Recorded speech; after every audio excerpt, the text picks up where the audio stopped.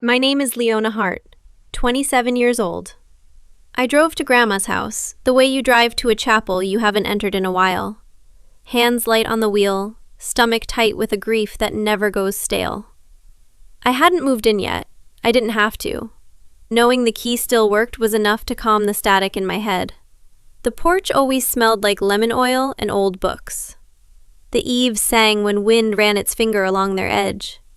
It was the one place that had never lied to me. But there were two unfamiliar cars in the driveway. Late model, shiny, smug. And the porch swing was moving, though there was no wind. I rang the bell. A man in his late 30s opened the door. A woman hovered behind him, hand on the frame, protective in a way that told me they were guarding their space. "Can I help you?" he asked. "This is my house," I said. The words felt sturdy in my mouth, like a plank you can walk across. "Who are you?" Their glance flicked between each other. The woman offered a brittle little smile. We bought this house last month from the owner." The world didn't tilt. It snapped like a thread pulled too tight and sliced clean through. "You what?" "We bought it fair and square," the man said, crossing his arms as if I were trying to sell him something. "Is there a problem?" I stared past him at the entryway. Grandma's umbrella stand gone. The brass bowl gone. A beige rug that had never lived there, asserting itself like a stranger's voice in a family story. I checked my email, checked my text. No alerts, no title company messages, but I already knew how it happened. I knew before the app loaded, before my pulse came back. "I'll be in touch," I said. I didn't trust my voice to do anything else. I walked back to the car, sat behind the wheel, and pressed my thumbnail into the leather seam until it hurt. A cardinal hopped on the fence, caned its head, and flew. The swing creaked again. I drove to my parents' house without remembering the lights I passed. Adam was alone on the couch, exactly as always, shoeless, unbothered, scrolling. He was 24 with a teenager's posture and a movie star's confidence in a future that never had to be earned. "What's up?" he said, eyes on his screen. "Where are Mom and Dad?" Oh, his thumb didn't stop moving. "Because they sold my house." He blinked at me. Oh, that a nod casual as a yawn. "They'll be back soon." He went back to scrolling. I stood there a full minute, scanning his face for a crack. Nothing. The TV's glow licked his cheekbones like he belonged to it. The door opened.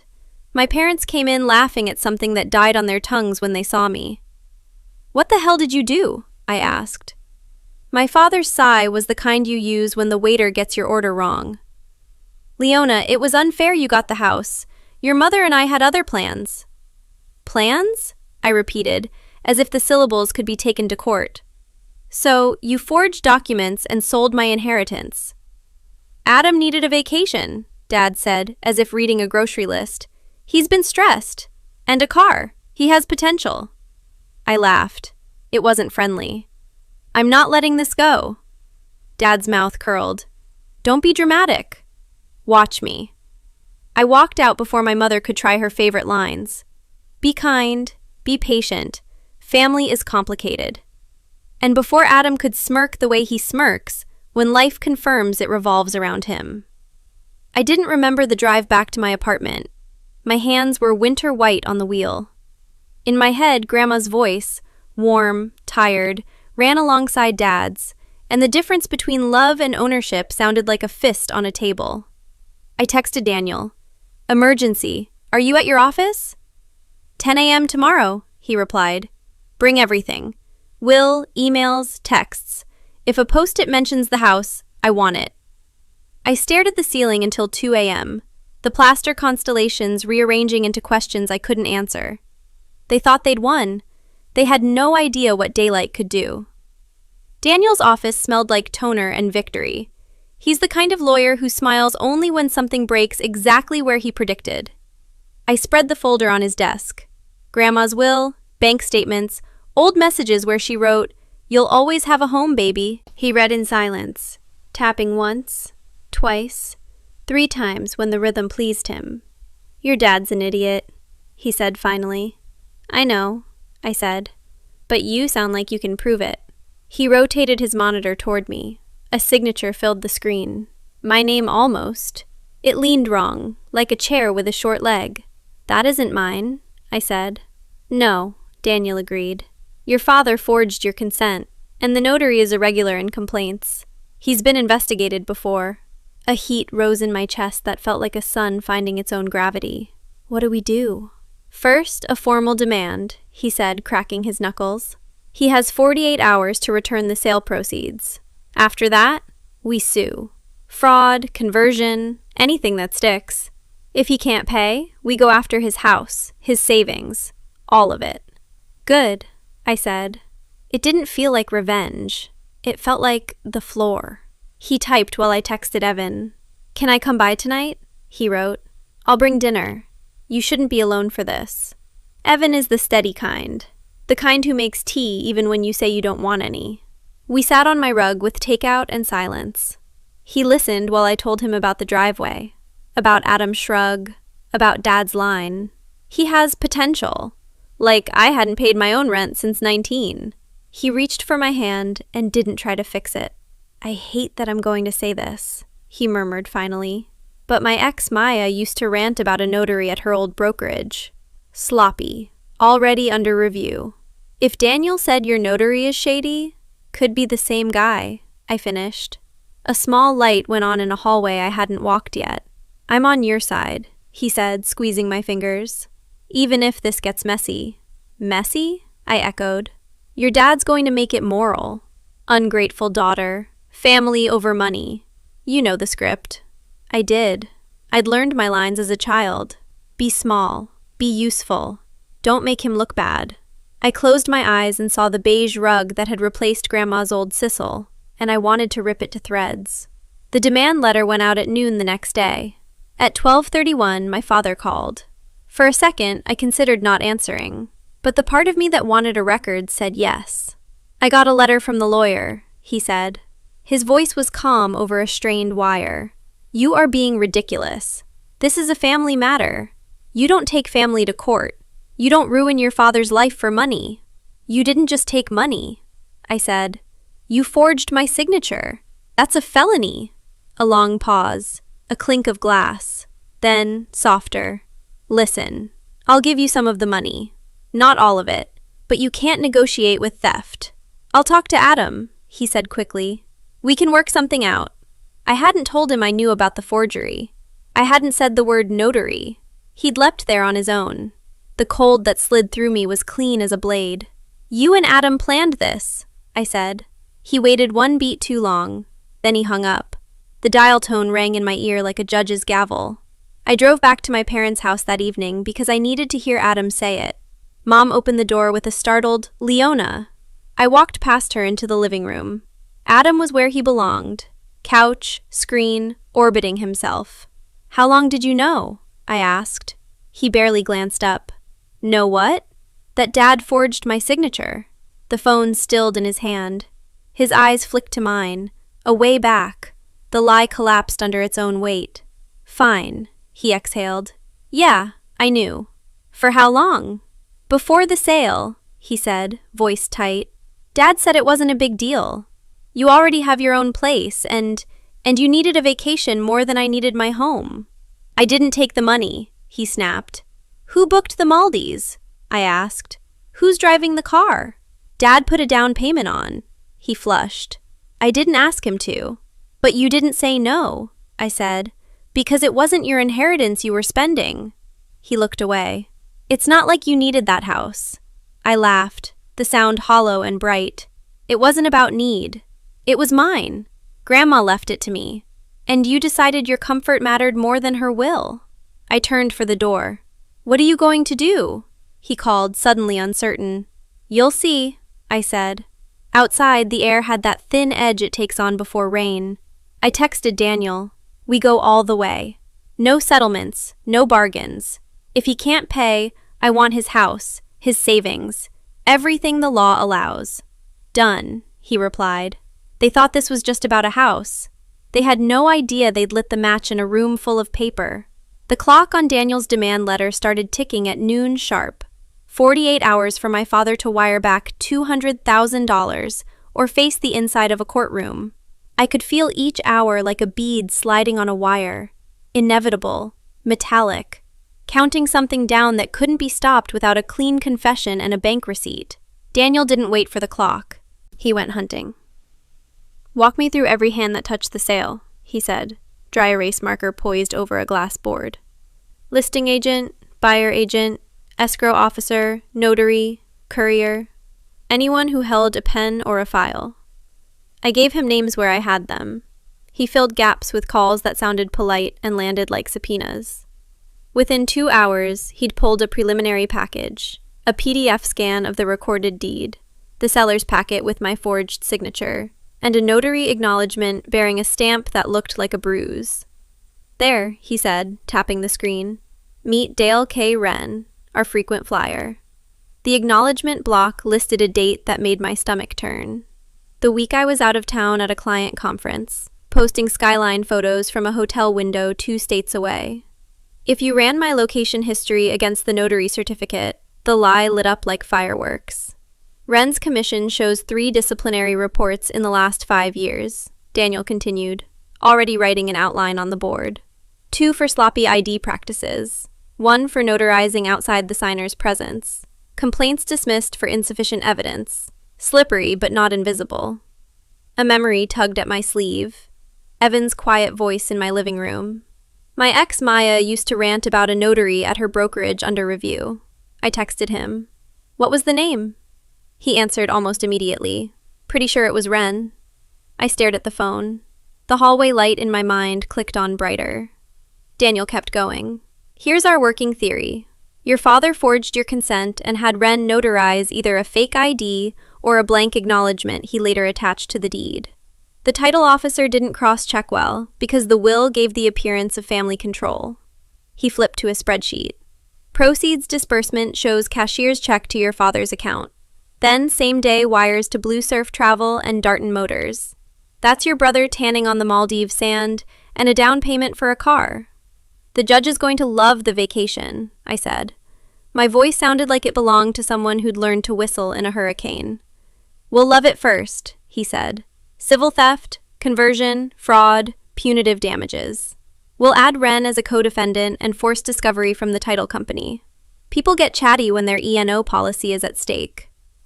I sent Evan a brief update and tried not to think about how the past had sent me a small favor through his ex. A narrative can hold many contradictions. It still felt strange. At 10:04 p.m., my father called again. I let it go to voicemail. Daniel gestured. "Put him on speaker." I pressed play. "You're humiliating us," Dad said, voice taut. "Your mother is sick over this. This is not how family behaves. We can repay some." Daniel held up a finger. "Rewind the last bit." I scrubbed back 3 seconds. "We can repay some. Wren said the acknowledgement is solid." My father coughed into the phone, the sound of a man tripping on his own alibi. "And anyway, the sale's closed." Daniel's eyebrows rose in something like delight. "There it is." "Will a voicemail like that matter?" I asked. "It won't prove the forgery," he said, already exporting the audio. "But it proves knowledge. He knows who the notary is. He knows what piece we're coming for. And he called the acknowledgement solid. People who did nothing wrong don't talk like that." I forwarded the file to myself, to Daniel, to a folder named House. Evidence I wasn't going to lose.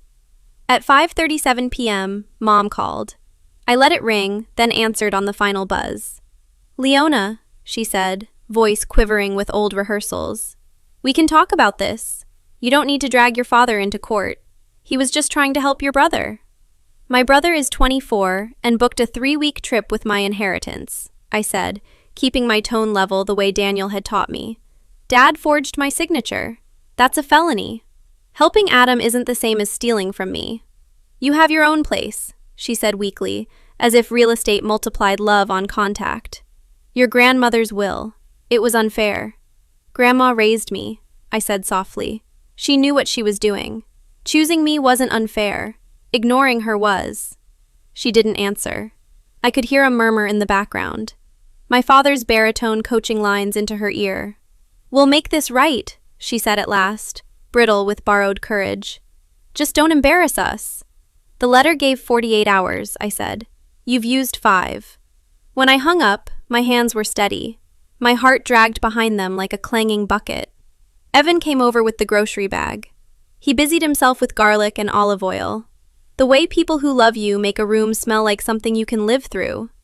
We didn't talk about court. We talked about my grandmother's zinas, about the way the porch steps sagged, and nobody ever fixed them because the sag was part of the story. Normal held us like a sling. On the second morning, Daniel pushed the next domino. Wren's office refused to connect me, he said, eyes glinting. So I called as a buyer's attorney and asked if he had bandwidth for a rush signing. He smirked. He does. He'll be at Caring's title at 3. We'll serve him in the lobby with a notice to preserve all journals and audio. If he so much as touches a shredder, I'll have a motion for sanctions on the judge's desk before his coffee cools. Do not get arrested, I said, half serious. He grinned in that way. Only a man with malpractice insurance can grin. I only scare people with the law. I don't break it. I texted Evan a heads up and got a reply I wasn't expecting. Maya just pinged me. She heard rumors someone's pulling Wren's files. She said, about time. Then, a beat later, she asked if she should reach out to your lawyer directly. I told her only if you're okay with it. I stared at the screen. The idea of opening a doorway to Evan's past made something small and adolescent stir under my ribs. But the truth wanted every clean line it could get. Give her Daniel's office line, I wrote, and tell her thank you. I meant it.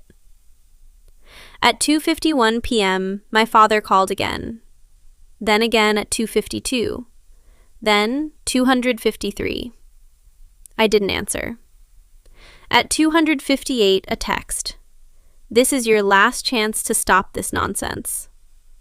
At 3:20, another, you'll regret making enemies. The word he didn't write was family. He'd already swapped the language to match the battlefield he preferred. Daniel texted a photo at 3:17. Wren, mid-stride in a lobby, eyes narrowed at a process server's envelope. Under it, preservation notice served. He looked like a man who keeps sloppy books. The 48 hours expired while I sat at my kitchen table, forcing myself to eat toast that tasted like paper. At 12 p.m. on the third day, Daniel hit send on a complaint thick enough to prop a door open. Fraud, civil theft, conversion, forgery, conspiracy, plus a request for a list pendants to cloud any attempt by my father to shuffle assets out of sight. If he tries to hide money now, Daniel said, he gives us our second case. People never stop digging once they find a shovel. I walked to the window and watched a pair of kids race scooters down the sidewalk, hair streaming, voices high. For a second, I felt 12 again, sitting on Grandma's porch, listening to the radio fizz and pop while she mended a hem and told me that homes remember who loves them. The phone buzzed one more time, a final voicemail. I put it on speaker. You think a judge will take your side? My father asked, voice with something that sounded like lost altitude. You're ungrateful. I kept this family together. You're tearing it apart for a pile of bricks. Play it again, Daniel said calmly from across the table, already noting the timestamp. He didn't need to. We both knew the line I would carry into court like a torch. A pile of bricks. As if a house that raised me and a woman who loved me were debris. I saved the file, labeled it with today's date, and closed my eyes. In the quiet behind my lids, Grandma's hallway unfurled exactly where I left it. Paint nicked, picture straight, sunlight pooling on the floorboards like something generous and stubborn. When I opened them, Daniel slid a printed schedule across the table. Temporary hearing set. Expedited discovery granted. Subpoena to title company tomorrow at 9. Deposition notice to Wren pending. He capped his pen. Doors are opening, he said. Good, I said. My voice didn't shake. I'm done knocking. The day after the complaint was filed, the air in my apartment changed. It wasn't quieter. It was denser, like the atmosphere before lightning. Everything looked the same. Same mug by the sink, same half-read novel, but it all hummed with the tension of something finally set in motion. Daniel texted at 8:07 a.m. "They've been served." It was 2 words, but they carried the weight of years. By 8:09, my phone started ringing. Mom first, then Dad, then Adam.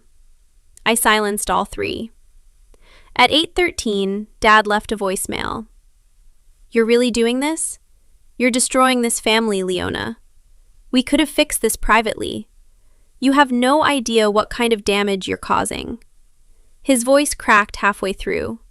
It wasn't sadness, it was fear. I recognized it because I'd heard the same tone years ago when he found out Grandma left the house to me instead of him. He couldn't stand losing control, especially to a woman he still saw as a child. By noon, my mother was at my door. She looked smaller somehow, like the fight had been drained out of her. Or maybe she just handed it all to him. "Please, Leona," she said, "drop this. He's your father." I stepped aside, letting her in. "He's also a forger and a thief," she flinched. "You don't mean that." "I do." She walked through my living room like she didn't recognize it. Her eyes landed on the family photo I still hadn't taken down, the one from before Grandma died, before the hierarchy of favorites became law. "Adam's been crying," she said finally. "He's embarrassed." "He should be," I said. "He spent stolen money. He didn't know what your father was doing." I laughed softly. "He admitted he did, Mom, to my face. Said it wasn't a big deal." Her lips pressed thin, trembling. "You think court will make this better? You'll just humiliate all of us. You'll ruin your father." "Mom," I said gently, "he ruined himself." Something in her face hardened. "He did what he thought was fair." "That's the thing," I said. "He thought fairness meant doing whatever made him feel powerful." She didn't answer, just walked to the door, paused, and whispered, "You're not the girl Grandma raised. She'd never take her own father to court." "She's exactly who taught me to," I said, "to stand up when people use love as a weapon." She left without looking back. By the end of the week, the case hit public record and family phones started glowing with gossip. My Aunt Lillian texted, "Sweetheart, this can't be true, right? Your dad said you misunderstood the paperwork." I replied with a single attachment, the forged signature, my name bent at the wrong angle. No one texted back after that. Friday morning, Daniel called. Defense counsel filed for a motion to delay, he said. Standard tactic. They're buying time. "Let them buy," I said. "They'll pay interest and shame." He chuckled. "Remind me never to get on your bad side." I smiled faintly. "You're safe. You send invoices." That afternoon, Evan stopped by. He set 2 cups of coffee on my table. No words needed. "Daniel's filing went through?" he asked. I nodded. "Dad's panicking. Mom's playing the martyr. Adam's pretending he's Switzerland." He hesitated. "Maya called me." I raised an eyebrow. "Your ex?" He nodded. "She wanted to let you know she spoke to Daniel, confirmed the notary's history. She also found an internal email. Wren had been reprimanded for notarizing blank acknowledgments." I blinked. "She found proof." "Enough to scare him," Evan said. "Daniel said he looked like he aged 5 years when she mentioned that email." I exhaled. "Tell her thank you. Seriously." He nodded. "She said she hopes you win. That she's seen men like your dad think they can outsmart paper." For a second, we just sat there in silence, the kind that holds equal parts relief and disbelief. Evan reached for my hand. "You okay?" I stared at our fingers. "I don't know if okay is the right word, but I feel lighter, like the truth's finally breathing." By the next week, my father had stopped pretending this was about misunderstanding. His tone changed from guilt to rage. He called Daniel directly, left a message laced with venom. Daniel played it for me over speakerphone. You think you can intimidate me? I've built everything in that house. That girl's just jealous her brother's worth more. You'll lose, and when you do, I'll make sure she pays for every cent she's cost me." Daniel stopped the recording and raised an eyebrow. He just handed us Exhibit A for malicious intent. "Let him keep talking," I said. Every word digs his hole deeper. Then came the motion hearing. I walked into the courthouse with Daniel beside me, his confidence steady as steel. My father was already seated at the defendant's table, his lawyer whispering furiously into his ear. He looked up when I entered. I expected anger. What I saw instead was shock, like he hadn't believed I'd really go through with it. His eyes narrowed. I held his gaze until he looked away. Daniel leaned toward me. He's rattled. The judge entered, robes flowing, voice calm and deliberate. Hart versus Hart. Motion to dismiss denied. Temporary restraining order granted. The sale proceeds and assets are to remain frozen pending trial. I exhaled. Dad's lawyer objected, of course, citing family privacy. The judge cut him off. "Fraud is in private, Mr. Abbott." The courtroom erupted in murmurs. My father sat rigid, knuckles white, against the table. When the hearing adjourned, I gathered my bag and turned toward the exit. He caught up with me in the hallway. "You're destroying us," he hissed. "Do you even know what happens when this hits the papers? When your brother can't get hired because of you?" I turned slowly. "You should have thought about that before you forged my name." "I was trying to protect this family," he said, his voice breaking into a half-plea, half-threat by stealing from it. He took a step closer. "You can stop this, Leona. Drop it. We'll settle quietly. I'll even—" I didn't let him finish. "You had 48 hours to fix it quietly. Now you can fix it publicly." Daniel appeared behind me like clockwork. "Mr. Hart, if you continue to harass my client outside of counsel, we'll add witness intimidation to the list." Dad glared at him, then at me. "You'll regret this." "No," I said. "You will." He stormed away. That night, I sat on my porch with Evan. The city hummed below, oblivious to how much had changed. He leaned back. "You know, when I met you, I thought you were calm, rational, the kind of person who keeps the peace." "I was," I said, "until they mistook it for weakness." He smiled, small and admiring. "You're terrifying, in the best way." We laughed softly, but the sound carried something heavier underneath. Because the next part wouldn't just be about paperwork. It would be about legacy. About what Grandma's name meant when the world finally heard it again. The trial was coming, and this time, Dad wouldn't be able to talk his way out of the truth. The courtroom smelled faintly of wood polish and nerves. It was one of those bright mornings that felt too ordinary for what was about to happen. Sunlight spilling across polished benches, the shuffle of papers echoing in the air. Daniel was calm beside me, as if he'd been born for rooms like this. His tie was perfectly straight, his pen aligned with his notes. "Remember," he said under his breath, "we're not here to convince your father. We're here to convince 12 strangers that truth still means something." I nodded. My palms were steady, but only because they'd run out of tremors. When the bailiff called our case, Hart versus Hart, a murmur rippled through the room. The irony wasn't lost on anyone. Family versus family, daughter versus father, the kind of story tabloids loved and normal people whispered about over coffee. Dad walked in looking smaller than I remembered. His suit didn't fit right, too loose around the shoulders, too long at the cuffs. Adam followed behind him like a shadow, avoiding my eyes. Mom wasn't there. That said enough. The judge entered and the room fell silent. Daniel started strong. He told the jury this wasn't about greed or rebellion. It was about theft and betrayal, about a forged signature, a stolen inheritance, and a man who thought family made him untouchable. He didn't dramatize it. He didn't need to. The evidence was theater enough. He projected the will on the courtroom screen. Grandma's handwriting, elegant and looping. "I leave my home at 42 Claremont to my granddaughter, Leona Hart." Then the deed. My name scrolled in a forgery that slanted wrong. The notary seal belonging to Dale K. Wren, the same one Maya had helped expose. Daniel turned to the jury. Ladies and gentlemen, that's not a clerical error, that's a crime. Dad's attorney, a sleek man named Abbott, tried to spin it differently. He painted me as a bitter daughter, misunderstanding a family arrangement. He said my father merely acted in the best interest of redistributing family assets. He said I was tearing the family apart for money.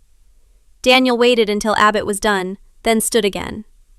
If family means forgery, I suppose we're redefining words today. A soft chuckle rippled through the room. Even the judge hid a smirk behind his notes.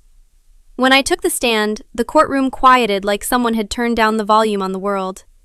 I told them about Grandma, how she'd raised me when my parents were too busy, how her house wasn't just walls but safety, how I'd driven there that afternoon expecting comfort and found strangers living inside. I described the confusion, the disbelief, the man at the door saying, "We bought this fair and square."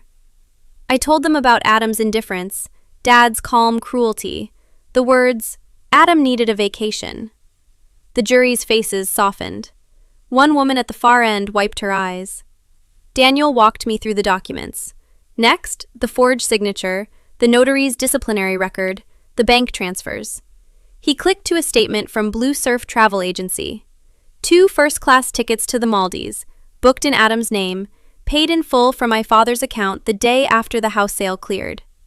The courtroom gasped like one organism. Then another slide. A receipt from Darton Motors. Down payment on a sports car. The memo line read, "For Adam." Abbott objected, muttering something about irrelevance. The judge overruled him before he could finish.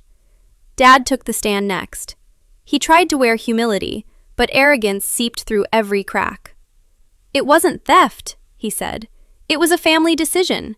Leona already has her own apartment, her job, her life. Adam needed help.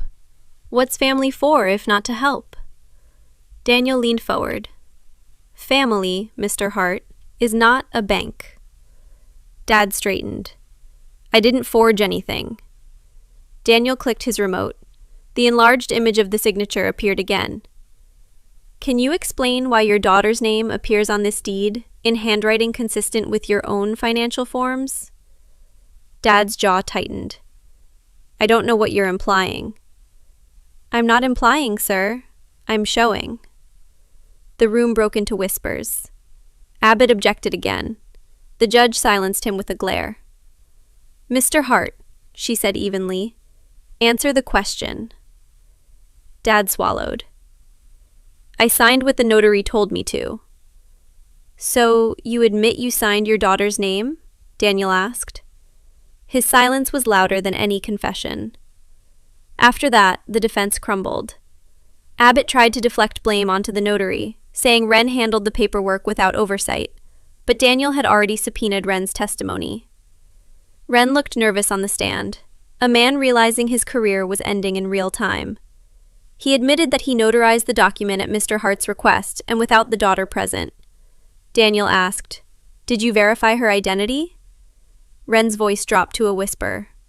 "No." "Did you know it was illegal to notarize a signature without the signer?" "Yes."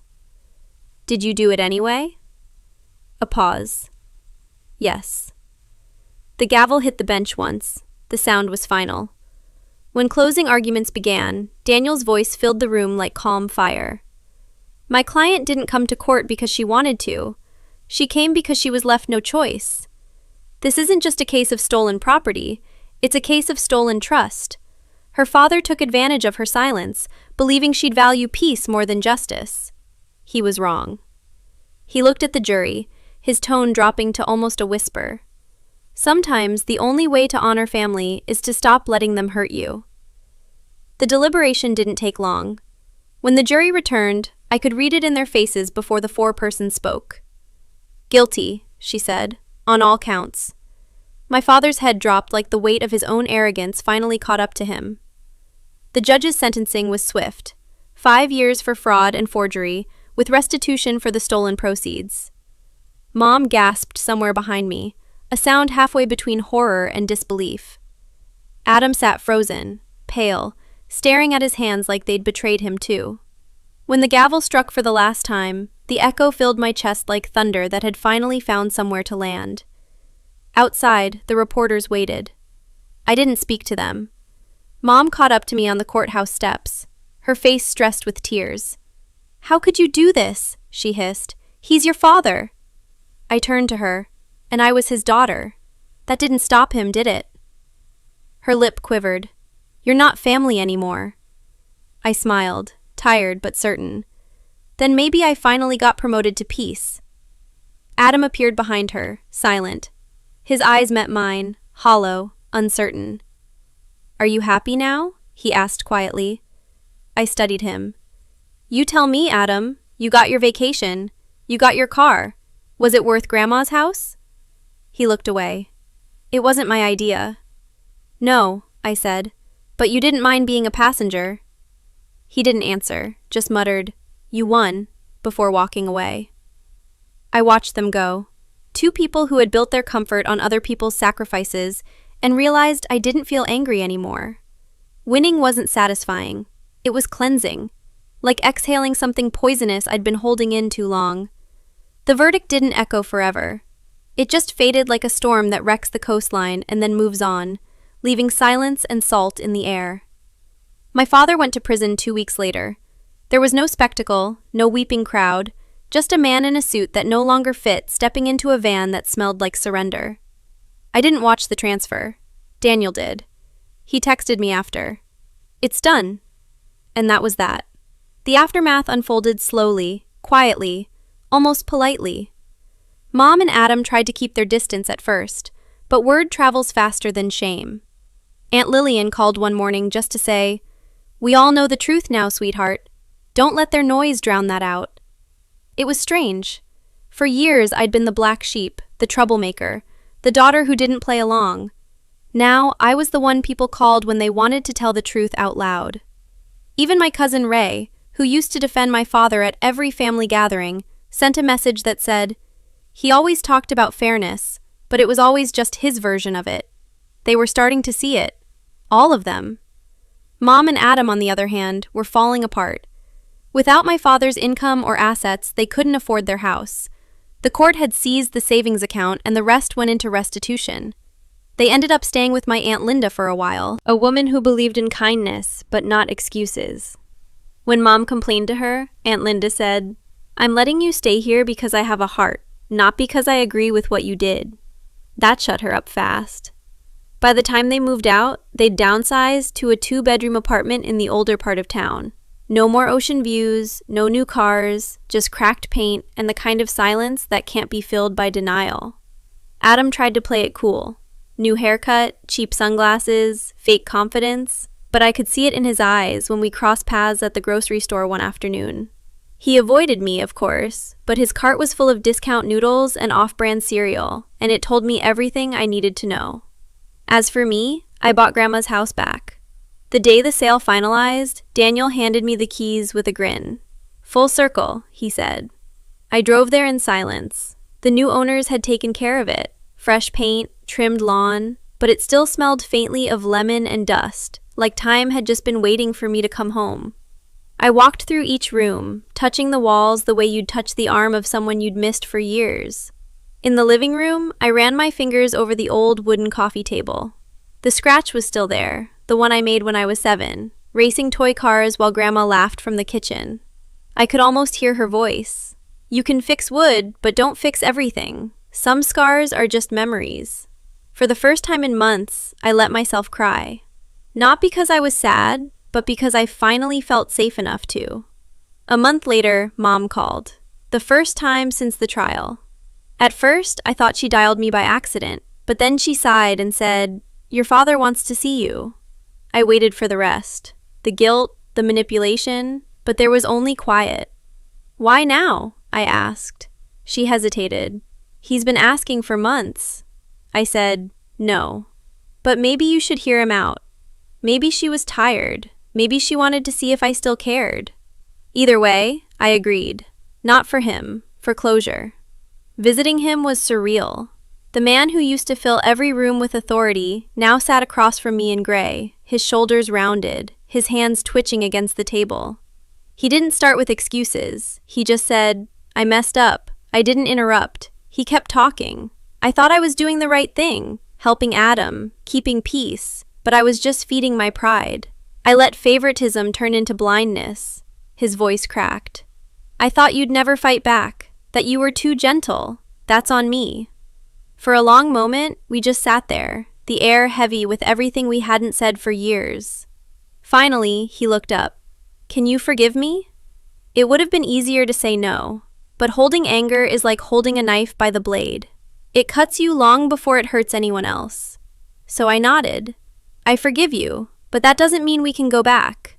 He nodded like he'd already accepted that answer before I said it. I left without looking back. I haven't gone since.